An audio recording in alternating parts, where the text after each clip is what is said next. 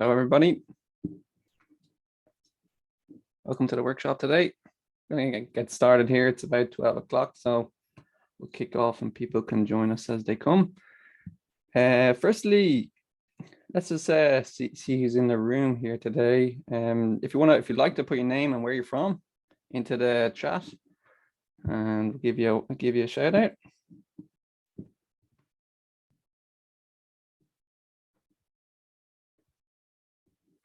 Patrick, good to see you. Michael, Christopher from New England, excellent. All right, and everything's okay with the sound? It's loud and clear.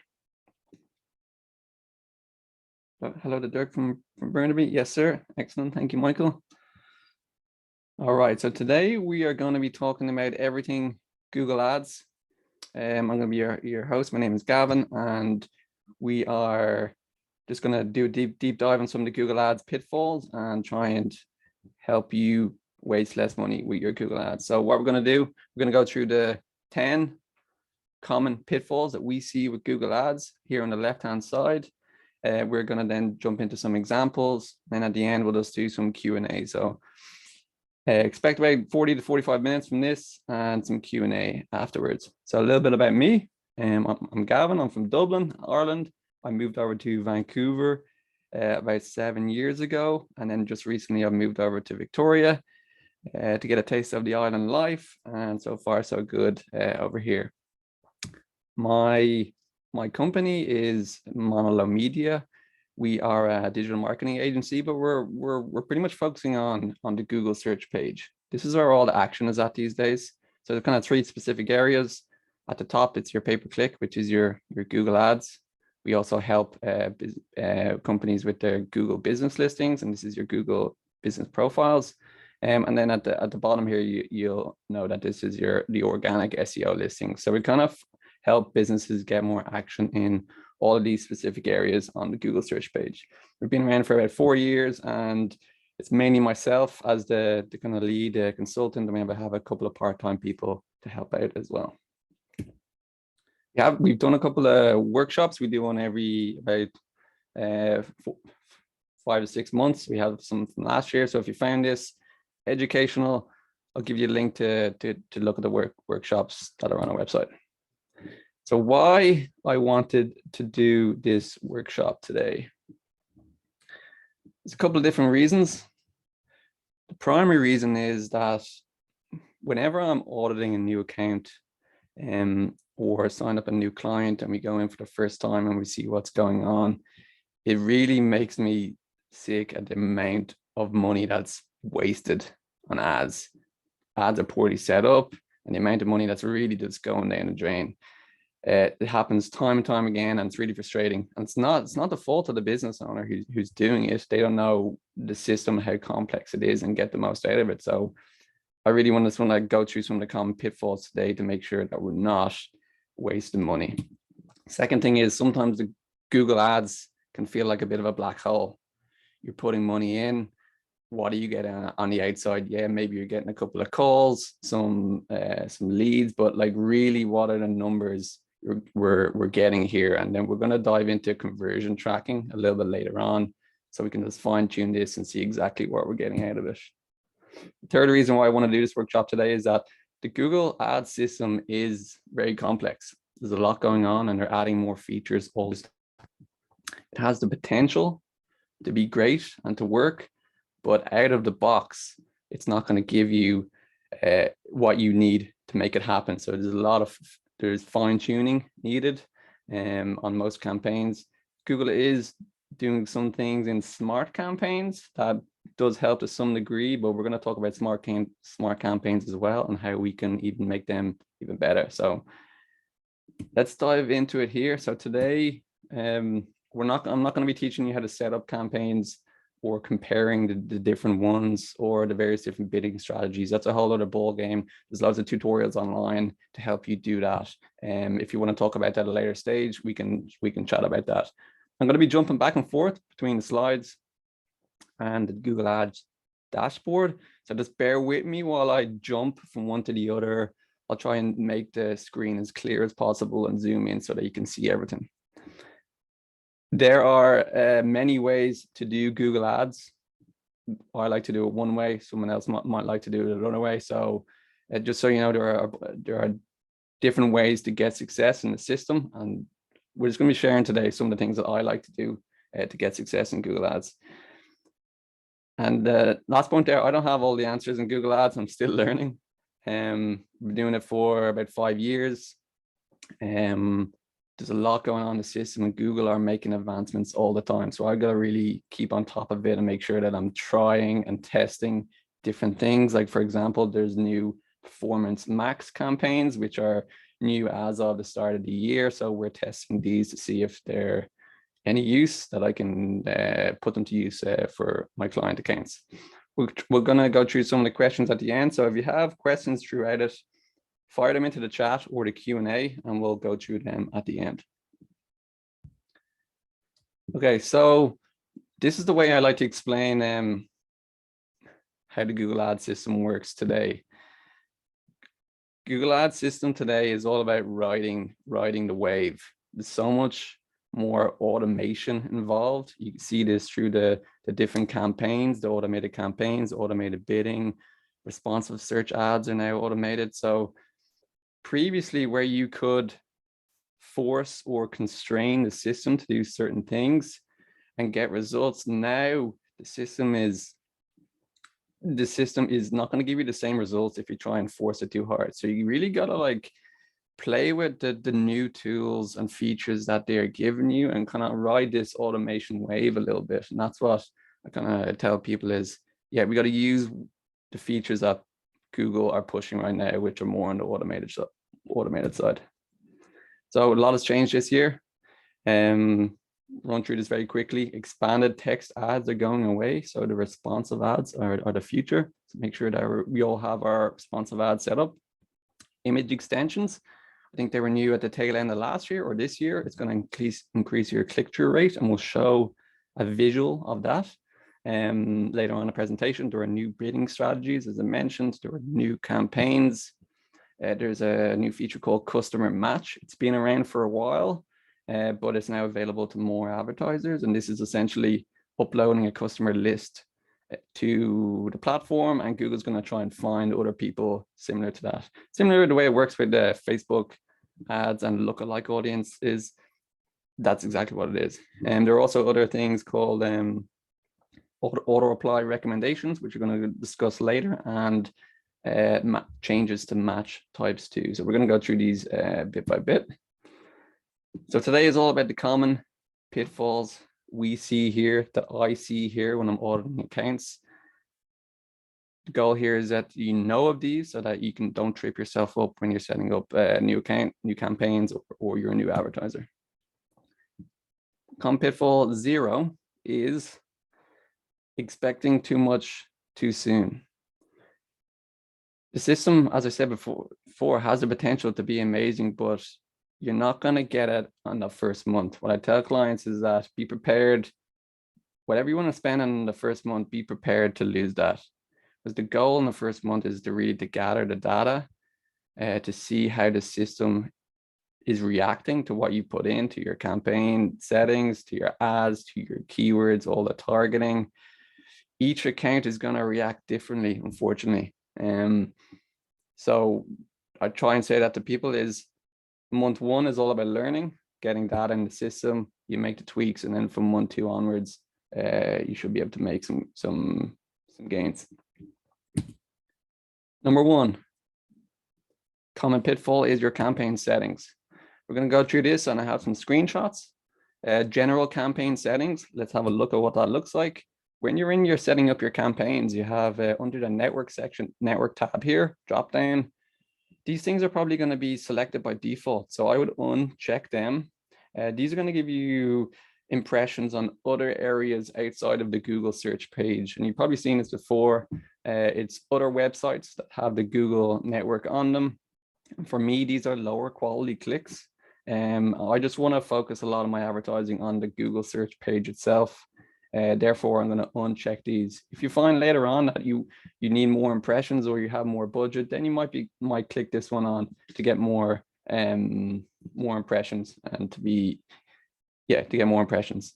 I generally do not click on the display network one. I don't find it useful. I don't like the traffic that comes from it. The second setting here is if you do the drop down in locations, target, the first one is going to be selected by default. So people in or who have shown interest in your area.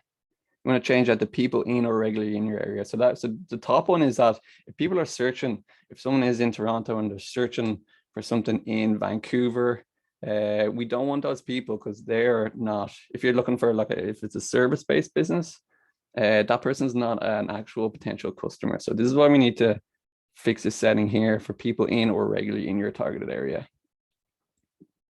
Location settings and extensions.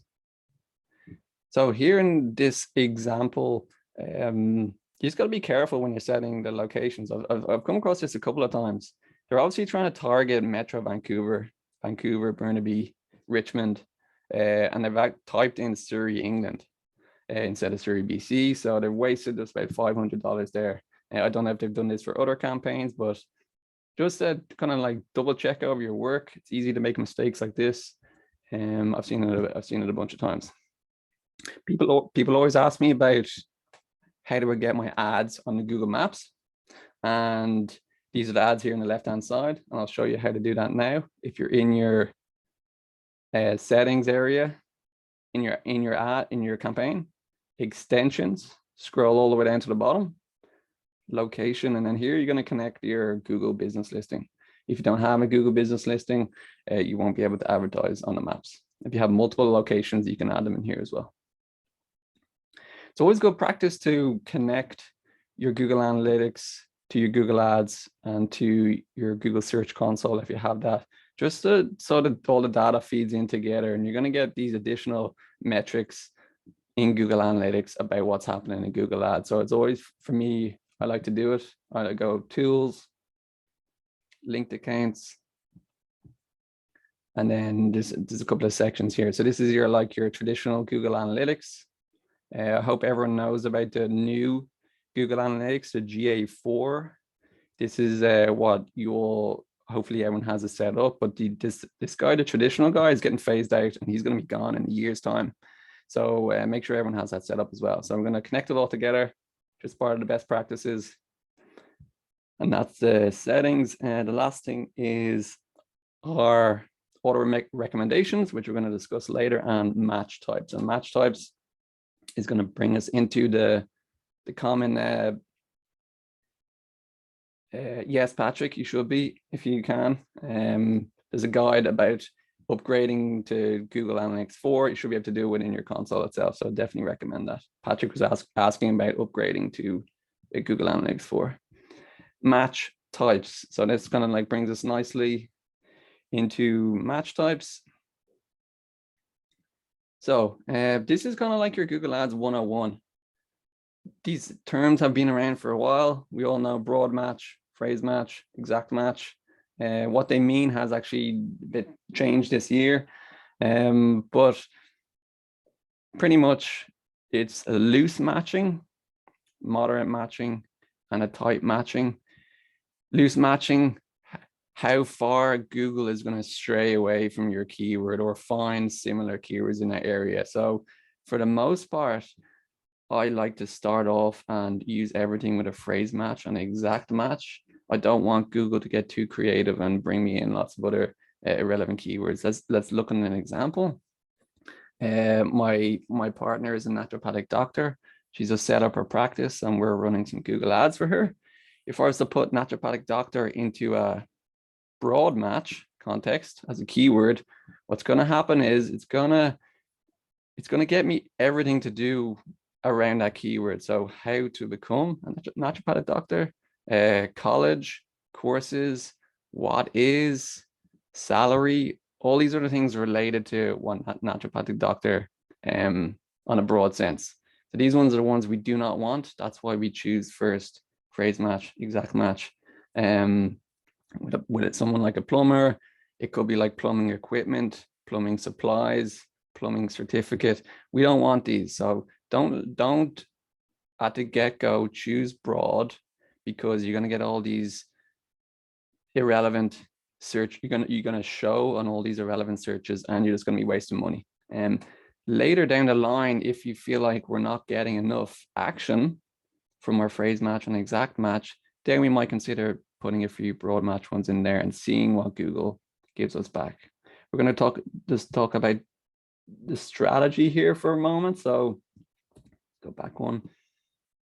Your keyword strategy, you've heard of people talking about the funnel before. So you got your top of funnel, middle of funnel, bottom of the funnel. Top of funnel is your informational searches. People are trying to find answers to their problems. The middle of the funnel, they're really maybe comparing products and getting ready to purchase. And then at the end of which is the bottom of the funnel, people are ready to purchase. So I know we have we're going to just use an example here. I know we have a chiropractor on the call, Michael. So the keywords that you choose to go into Google Ads, you want to think about the funnel. So the top of funnel for someone like a chiropractor is pain in arch of foot. So this is an informational keyword. Question is, do we want to run ads on that? Maybe the middle of the funnel type of keyword is how to get rid of arch pain. Okay, someone's actually really searching how to solve their problem. At the end of it, at the bottom of the funnel, we have something like orthotics to help with foot pain clinic in Vancouver. Not as long as that, but you get where my drift. We're looking here at the intent of the keyword. So for you and your own strategy, let's focus on the higher intent keyword here and be really careful not to waste too much budget at the start on those informational keywords. This could be your strategy later on if you do want to target more informational keywords, but at the start, let's just focus on people who are closer to the purchase stage. And this is all your keyword strategy here.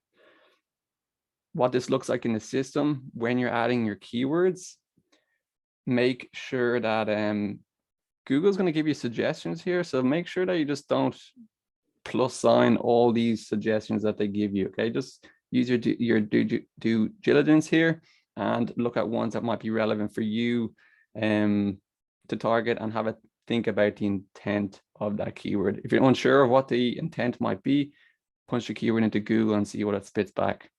Then you have an idea of what people actually mean about the keyword. So it's just to be careful with the keyword choices, and this leads us nicely into negative keywords. So with negative keywords are things that you do not want to show up on. So we talked about it before, if you're running a broad match campaign, sometimes it brings in these additional keywords which you do not want to show up for. I like to set it up into two groups. We have your competitors. So what I would do is, if I was, the reason why we do this is that, say for example, you're a plumber, Joe's Plumbing. Plumbing companies have the word plumbing in their business name. John's Plumbing, Joe's Plumbing, Pete's, whatever it is. Same with an accountant or anyone else, ACL accounting, the keyword is in their business name. Therefore, we've got to do a bit of work to remove competitor names from the potential searches. The reason why is, even if you put a keyword in as a phrase match, accounting company, Vancouver, it still might show up some competitors.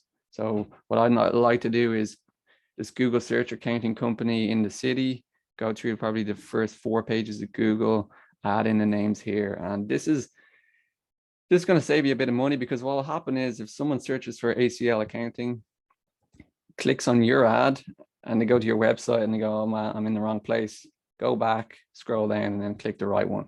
So you're just going to, for the most part, you're wasting money here.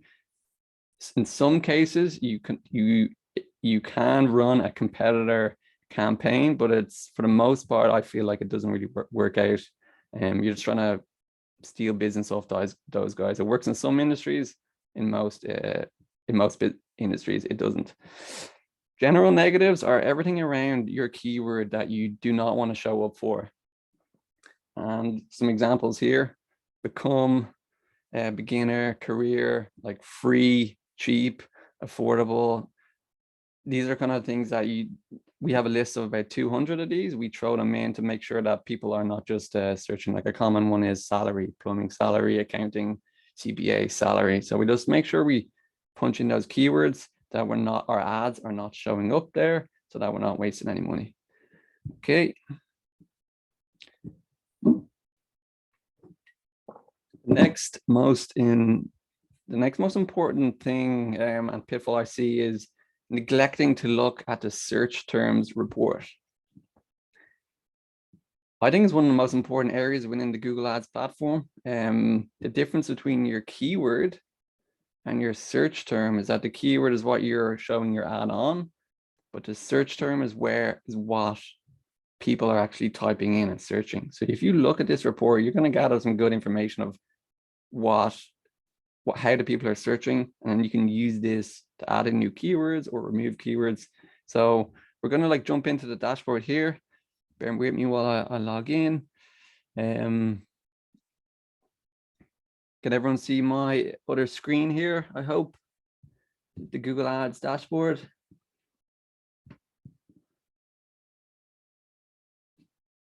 Yes, excellent. Thank you, Chris. All right, so the keywords tab is here, which is what you know. Just 2 down below it is your search terms tab. Okay, so let's go in here and let's make it a little bit bigger so we can all see. So these are the actual searches that the words that people have typed in. Okay, so what you want to do here is you go through some of them and you add in, you click here and you add as a keyword or add as a negative. Yeah, this is just part of good account hygiene, is to add the keywords or add them as negatives. Like one of the most important things for me is to what we can exclude. All right, so this company, they sells AV solutions, but they're not rental. They don't sell rentals. They're not an AV shop selling cables. So we need to exclude. We need to exclude those keywords. There's an additional column here that's kind of useful, is to get more data. I'm just gonna, you go column, modify columns. I'm gonna type in keyword.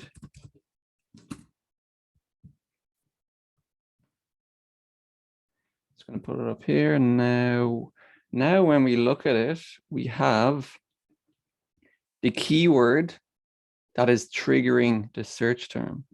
So if you come across a problem where you're getting tons of search terms here and you don't exactly know where they're coming from, now you can see what keyword has brought in that search term. So right now, Google on a broad match has taken AV equipment to mean rentals. We don't really want that. And the same thing here, I'm going to show you further down. The same keyword, AV equipment, is prompting competitor names, right? AV shop, Crescent, Iraq. And these are things that we do not want. We're wasting money here. So what you do then is, we find that keyword. I'm just going to turn it off. So we'll go back.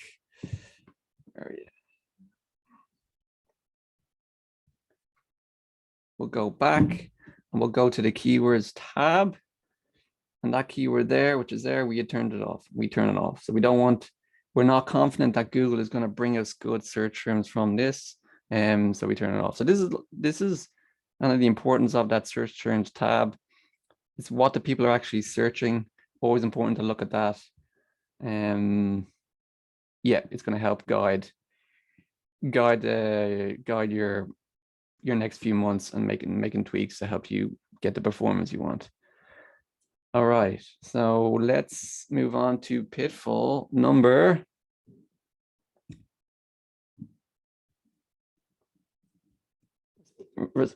maximizing responsive search ads. Responsive search ads have been around for probably about a year or so now, or maybe longer. There are certain things that you can do within the responsive search ads, and we're going to dive into it now, and I'm going to show you. The first thing that you probably see for the most part is the warning. So you have this thing called ad strength. You have poor, average, good, and excellent. You want to be aiming for good or excellent most of the times. This is probably the primary warning that you're going to get for your responsive search ads. And it's going to give you a bit of a guide down below here what to do. There's a Google, the system is telling you to add in more headlines, to include more keywords, and make your headlines more unique. You want to remember here that the Google system is AI. It's all automated. The system here is all automated, but you want to make sure that you're actually creating ads for your audience too. So you got to like serve two people here. You got to keep Google happy by including the keywords in it, but you also got to have good copy that's going to get people to click on your ad. So you're going to want to balance the two, and that's we're going to jump into an example here to show you exactly what that means. So jumping in here, we're going to click onto a responsive search ad. I'm going to go into it here. We'll have a look around. So you have the option to add in, we all know we have the option to add in 15 headlines and 4 descriptions. So your headlines here and 4 descriptions. You don't need to do all 15, maybe up to 10 is fine. Same thing with here, 2 or 3 of the descriptions will work. You don't have to fill it out the way they say it. Below here, you have what I mentioned earlier, which was the image extensions. These are square and landscape images, great to increase your click-through rate. So make sure you're getting there and enable these. All the other settings as well, site links, call out, call extensions, make sure you enable them. So what Google's saying here is that I need to include popular keywords in my headline. So let's have a view at some of the ideas. I had a look at this earlier, and I'm just going to pick out one. Say this one, for example. And now my ad strength has changed to good. So let's play around with it, adding keywords, but making sure that you have unique copy in there as well. That's going to capture a click from the human at the end of it.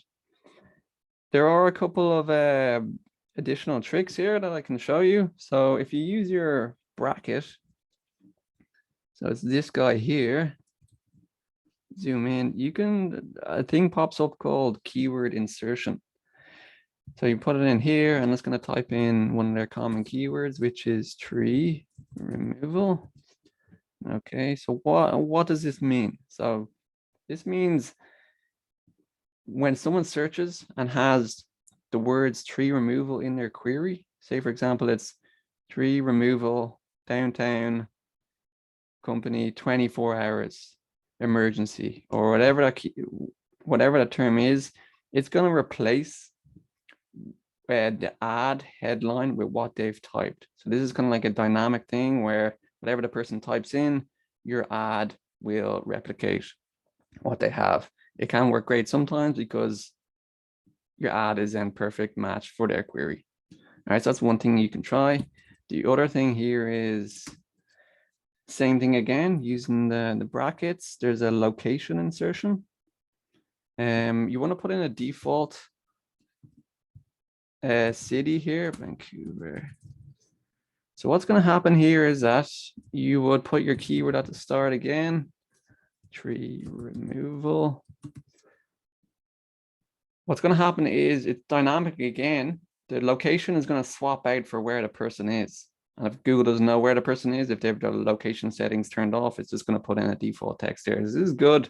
If you want to really create the ad for that person, if they're in Burnaby, Vancouver, Victoria, wherever they are, the location is going to be replaced to where they are. Okay, so that's something cool that you guys can try out. And the last thing here, people always ask about pinning. So if you have a look at this button here, it's called pinning. Do you want to pin this headline into a certain position? You can choose to put it into 1, 2, or 3. Typically, I don't like to do this because it kind of goes against the Google Ads automation. So if you pin something here and then pin another guy down here, you're giving Google system less options to work with, and you're kind of restricting a little bit. So think the goal of the responsive search ads is put the headlines in there, put the descriptions in there, and just let it run through it.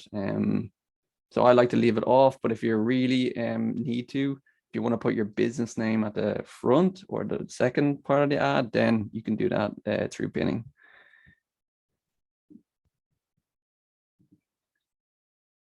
Okay.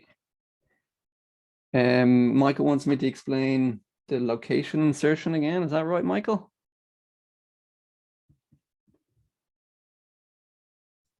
Location insertion, you use your brackets here. The system is going to replace what my default text here, Vancouver, with the location of where that person is located. So wherever the searcher is, during North Vancouver, Burnaby, Victoria, Kelowna, it's going to replace the default text here where they're searching for. So that it's as simple as that. The idea here is that it's going to capture more clicks and be more relevant to the person searching. I hope that makes sense. I'm gonna just get out of this guy here.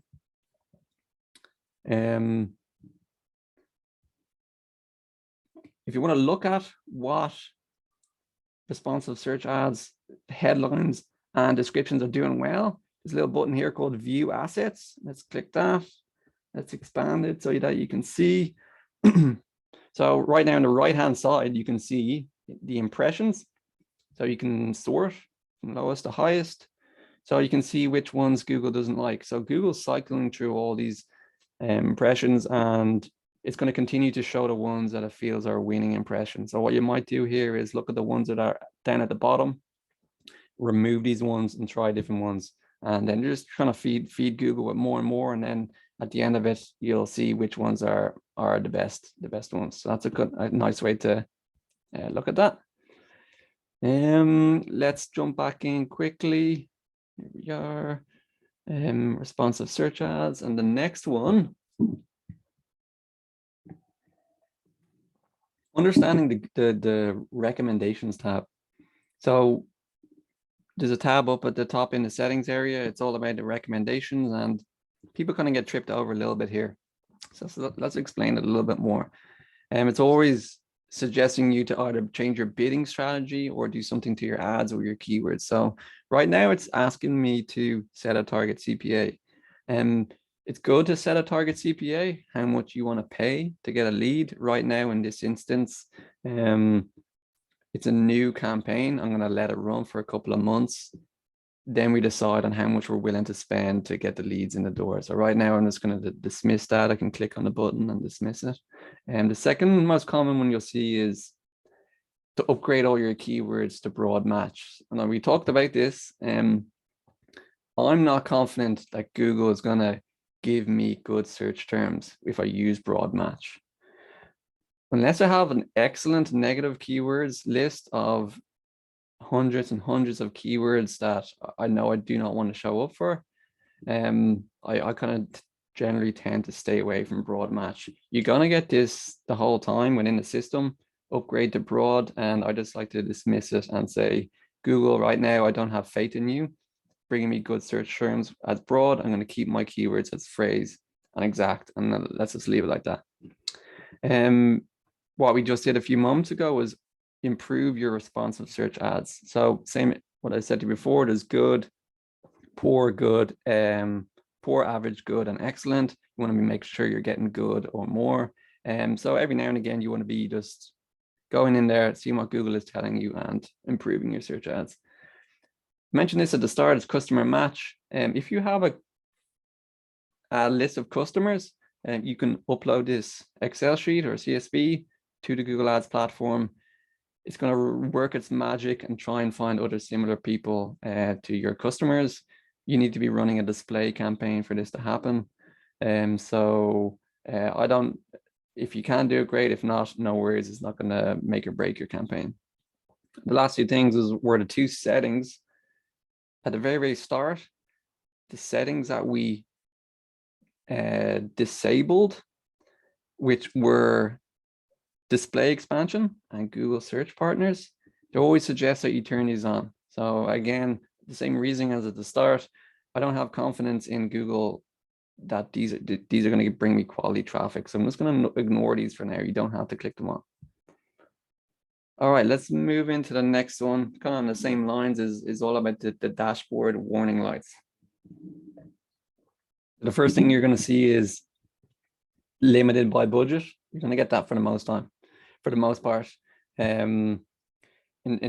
Easier said than done, because if you only have a budget of 1,000 per month, that's like 33 per day. It's hard for you to increase that up to 100 or whatever they're recommending. So just what I would suggest here is to just do it incrementally. So this one example here, we were running at $20 per day. Google's recommending to bump that up to 38. The client doesn't have that much money to spend. So what we're going to do is we're going to do incrementally. We're going to bump it up to 26 and see if we get the same cost per click and the same conversions. And then if we want to move up from there, go further. So, but just be, some people end up hitting the accept or the apply, and they don't really realize that I bumped up from $20 to $32, and then where my money's going. To answer Anna's question, when they say $20 per day, you're charged at the end of the month. So it's 20 a day, 30 days, you will not exceed $600. And if you don't reach that, you don't reach that. So it's the maximum you're going to spend. So $20 a day will generally be your maximum. And you'll get billed at the end of the month. The next warning light you might see is the ad strength. So this is what we talked about a few moments before. Just go into your responsive search ads and look to improve your ads to get good or excellent. And the final one here is your quality score, which is also very important. So when you're in your keyword section in the campaign, there's a column called quality score. This essentially is Google's rating of your ads match to the keyword that is, to the keyword in the column. So you want to look, it's out of 10. You want to look to probably get 5 or more. I have a few in here in 5. That's not bad, but it could be better. I'm aiming for 7 or more. The thing to look at here is that the thing to remember here is if you have a low quality score, say if it's 3 or below, what's happening here is you're going to show up less and Google's going to charge you more. So it's kind of like a double whammy. The higher you have that quality score, 7, 8, 9, 10, you're going to get definitely a cheaper cost per click, and you're going to show up more. So just be conscious here. If you see some keywords are in the 1, 2, or 3 range, either remove them, change the match type. You want to kind of like make sure that we're focusing on 5 and above. So that's the quality score. The next important section of the Google Ads is all about conversion tracking. Conversion tracking is the way we need to look at conversion tracking is just going back to Kira's question. Kira, quality score is in the keywords section of the campaign. If the column is not there, go to view more columns, add in, and just do a little search there for quality score, and then you need to add the column. If the column's not there, you'll need to add it in. All right, conversions. So there are real conversions and there are not so real conversions. Real conversions, some people call them hard conversions, which would be a purchase, a lead, like a phone call or like a web form. And then you have soft conversions, which might be things like page views, how much time people are spending on your site, how many pages they visit on your site. They're really like engagement metrics. So we got your hard conversions and your soft conversions. What you want to make sure here, the important thing is that you're going to have all these listed in your Google Ads account in the conversion section, all these different conversions, and you want to actually tell Google these are the ones I want you to optimize for. I want you to optimize for the real conversions, which are the hard conversions, which are calls, sales, yeah, web forms, rather than optimizing for the engagement metrics. All right, I want you to go away, Google Ad System, take the AI and give me some more of the good stuff and not the secondary metrics. The secondary metrics are good to track, but at the end of the day, we want the sales or the leads in the door. So let's, I'm just going to show you exactly what it means inside the system.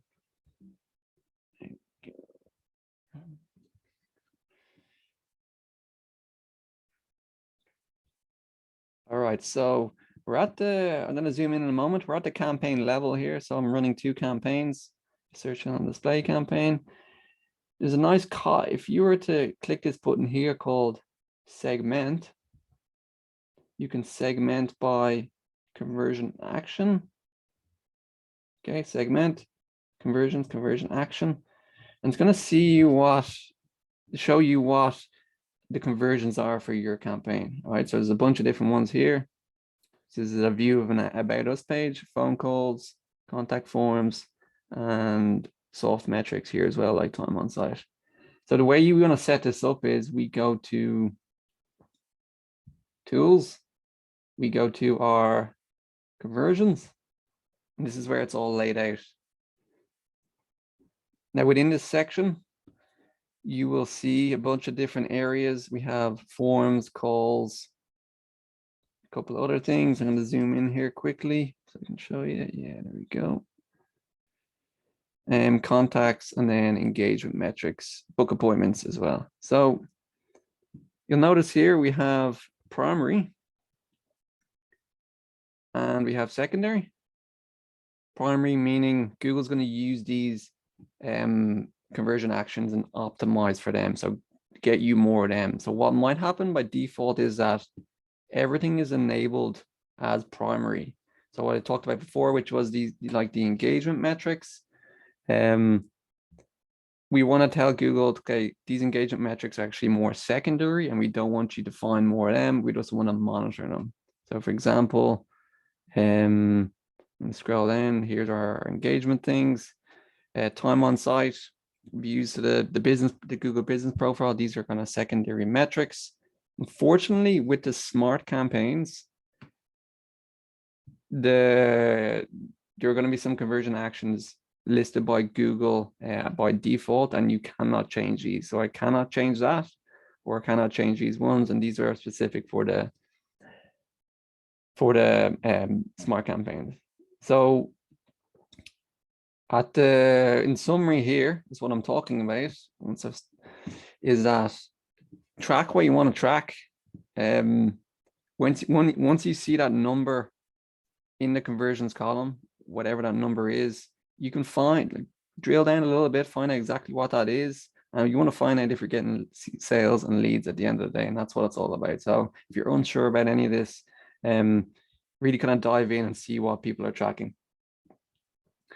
Michael, to answer your question, it's easy to change from primary to secondary. Just click the little pencil or edit, drop down, and it should be primary or secondary there.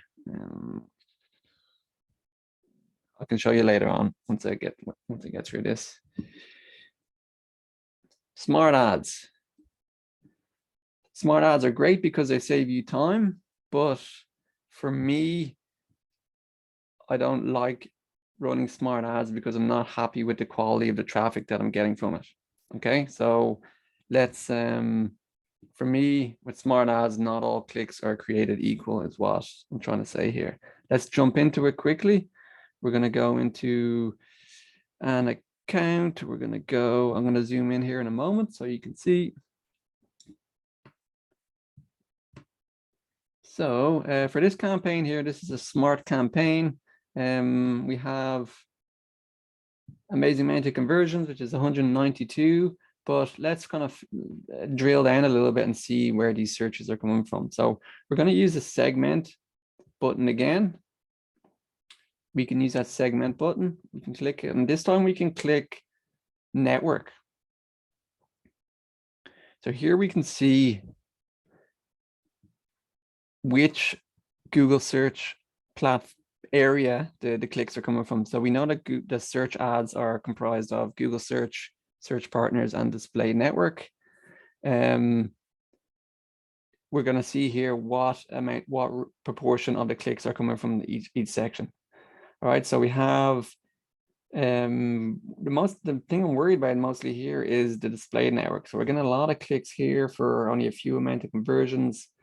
So I really want to focus on mostly the Google search, and I'll show you exactly why I want to focus on the Google search. We can jump into Google Analytics. So this is the same client for the same time period. So this is a cool thing to look at is your user metrics. I'm going to try and zoom in. Here we go. Your user metrics. So we have different things on the left-hand side where the people are coming from. So we have paid search, which is your on the Google search page, direct traffic, direct to the website, organic traffic from Google, and display is your Google display ads, which is what I showed you there in the previous screen, which is this guy here, Google Display Network. So let's look at the quality of the traffic here. All right, so your organic traffic, and what we look at is we want to look at bounce rate, 48%, and time on site, average session duration is 2 minutes. So this is people who click on our organic results are spending about 2 minutes on the site, which is pretty good. For a paid search, which is your Google ad, you have 65%, a little bit worse, and about a minute here. The traffic that's coming from our display clicks, it has a 95% bounce rate, and people on average are only spending 10 seconds on the page. So to me, this traffic is bad traffic. It's bad traffic. It's not quality traffic. This is what I want. I want to focus on getting more clicks from the paid search, less of this display, because I don't think it's useful. It's not giving me results from it. So that's why for my smart campaigns, I don't like to do too much, because you have no control over this. You have no control over how much of the clicks are coming from the display, from the search, or the partner. So that's why I like to just do the traditional Google search campaign, so we know we're getting people on the Google search page. Hope that all made sense there. Jump back in. We are nearly finished here. This is the last one, common pitfall number 10, which is to do with Google shopping ads. Some of you here might be running shopping ads, so that's why I want to touch on this. What are shopping ads? You might see them on the right-hand side of the screen when you search for a product. You also might see them at the top layer. And then you also might see them on other areas around the web. This is like a remarketing shopping ad. What do we need for shopping ads? So you need a Google Merchant Center. It's free to set up.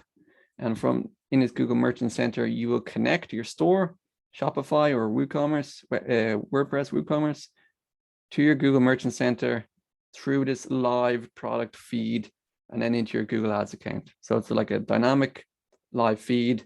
You need to keep your products up to date, and then these will be visible on Google.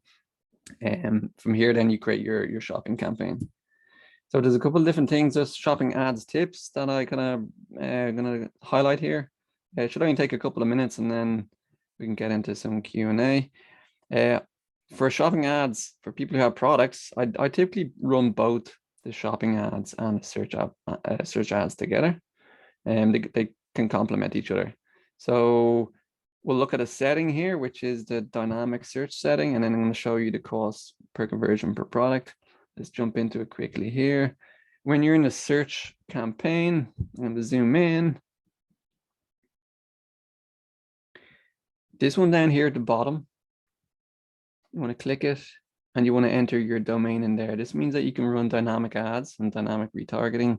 If you add in your domain here, it's going to pull the pages that people have visited, and to be able to give that good remarketing campaign for the actual products itself. So that's the first thing I definitely do with make sure my shopping campaigns. Next thing I'm going to do is I'm going to go back to all campaigns. bear with me while I find this. I'm going to go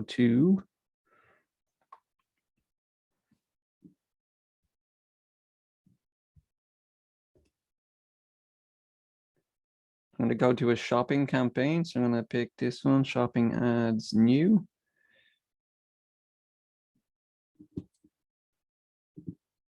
Once I get here, I'm going to show you, right? So I'm going to go to the products here on the left-hand side.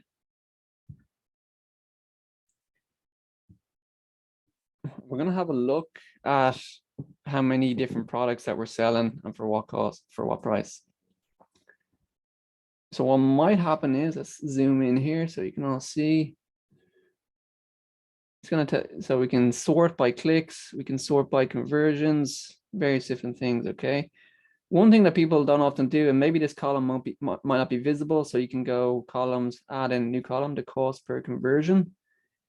You see what products are your loss leaders, see which products that you're not making money on. So in this scenario here, we found out that this product here, we earned that much, but we spent 150 getting it. This one here, we only earned that much and we're spending 84. You can find out which products are the most profitable and the least profitable. And then what you do is you exclude these from the campaign itself. So it's important, I think, to look at these. You might be running ads. So we have here, look at this, 124 clicks to this product. We've only earned one sale and it's cost us that much. So it's not worth continuing to advertise for this guy. And we do that in the merchant center. We're going to exclude this product from the product group. So that's that. If people are running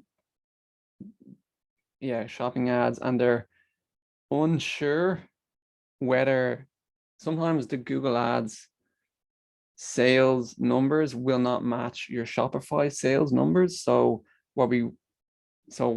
there's a bit of code that you need to add in. So you go to your Shopify checkout page, you need to add in this little bit of code. I can send it to you later if anyone wants it. This means that the tracking is only gonna the Google tracking is only gonna hit for the first time that someone visits that page. So what happens is that someone buys a product, say for example on their phone, they purchase it, come to the thank you page, and what happens is they close their phone, and they come back in later and they open up that same tab and the page refreshes. So what happens here is that Google is counting that as a second conversion. So that's why you might see the metrics that are off. If you see that Google Ads is telling me I have 200 sales, but Shopify is only telling me I have 150 sales, this is an area where you need to add a bit of code to the checkout so that Google only counts the conversion the first time. Okay, that's shopping ads, and I think that's some advanced tips. If anyone wants to talk about advanced tips, we can do it at a later stage, but you can set if you didn't know, you can set the schedule for your ads.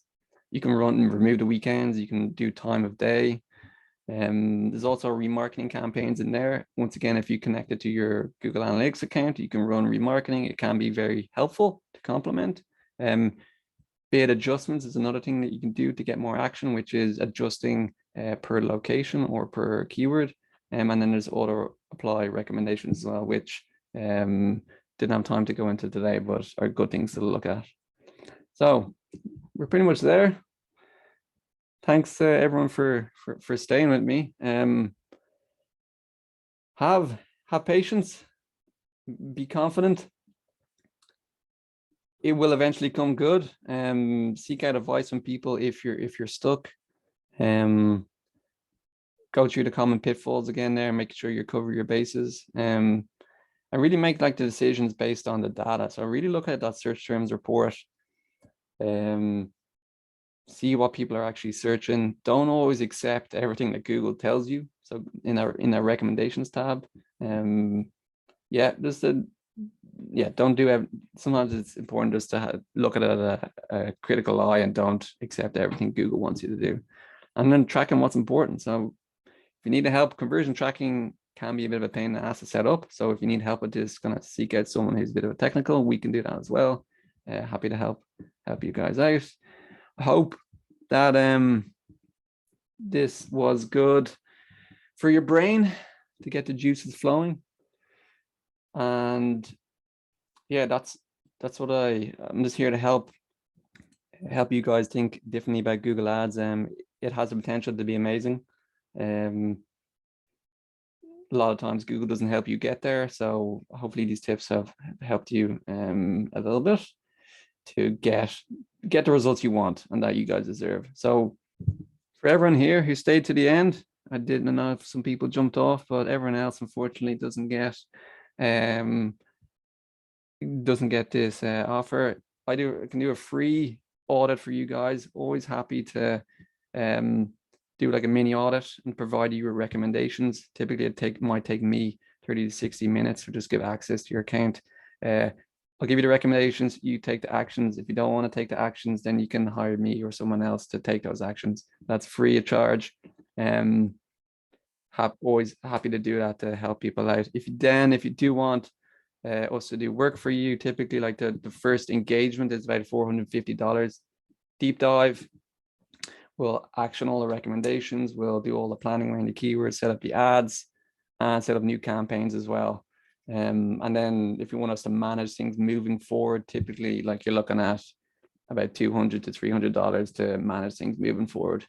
But does anyone have any questions now that we can kind of run through quickly?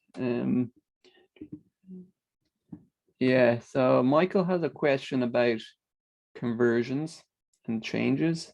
So with all the stuff going on around privacy and cookies, so the cookie is the thing that sits in your browser and tracking people and all that sort of stuff, Google's had to kind of change their conversion track, their attribution model. So Facebook has done this and Google have done this.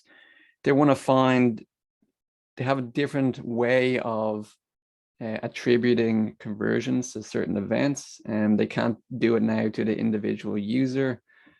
I don't know if I'm answering your question here, but on the front end, it's going to be the same. It's on the back end, Google are using this weird statistical model to predict, to calculate conversions. So you might see a little bit of discrepancy, but I think that's what. So how do you create one more? I'll answer George's question and then I'll jump up to Michael's. What are your thoughts about smart campaigns? My thoughts are kind of what I discussed there, George. They're easy to set up. Are they that smart? I'm not so sure. You have less control here. You can't put in negative keywords. And what I found is that, so we ran it for like a tree service company. What I found is that they're still showing on lots of competitive keywords and wasting loads of clicks that way. And again, what I showed you there is that I really want to focus on the actual Google search page itself.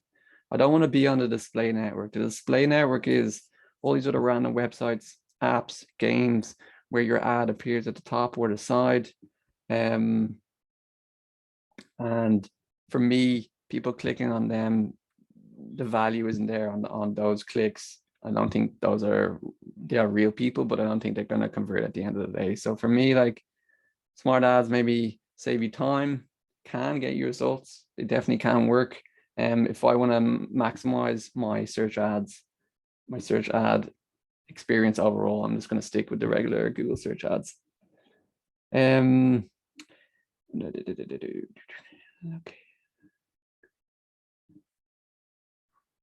I'm going to answer Max and then maybe jump up to Michael. You said a lookalike audience can only be used for Google display ads. Is that right? If you have the two of the settings that we talked about at the very start in your campaign settings, I'm answering Max's question here about lookalike audience. The settings, so you had the two things that we unchecked were the search partner network and the display network. If you enable that, so to enable your ads to run on the Google display network, then you can use this lookalike audience feature, which is called customer match, and you'll have to set that up. So if you have that enabled, you can do other things like add in an audience that visits your website. But yeah, so that's a customer match feature is available if you've enabled the display box on the search campaigns, but then it's also available on the Google search display campaigns themselves. Hopefully that makes sense. I hope.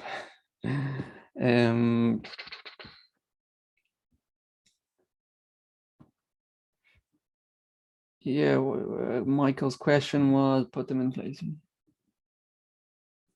Yeah, Michael has asked me a question about conversion action sets. So you can group conversion action sets together. For example, for one campaign, I only want to target calls. For another campaign, I want to target calls plus forms plus other engagement metrics. So you can kind of group these together. You should be able to do this within the conversion settings area itself, Michael. Maybe we can talk about that later, but it should be available to group them all together in that section. And we're hitting 1 o'clock here, so appreciate everyone's hanging around. And if you want to get in touch with me, it's my details. I'm going to send a follow-up email. I'm going to send out the video. I'm going to send out a couple of different links. I hope this. I'm just trying to make it all educational here. Give you guys a bit of a head start, kind of avoid tripping up. That's it. Happy to answer questions as well. If you want to fire questions to me via email, always happy to do that. We can set up a time to chat. Is Christopher asking about the audit? What I'm going to do is I'm going to email everyone what they probably tomorrow morning with the link to the video, and then if you guys want to, if anyone wants to get the free audit, then I'll give you instructions about how to do that. So Christopher right now is looking for it. Yeah, no worries, Christopher. I can I'll grab your email here and we can get started on that.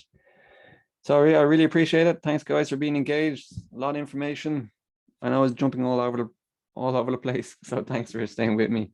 I appreciate it. And good luck when I'm wishing you all Google Ads success. You'll get there. Thank you very much.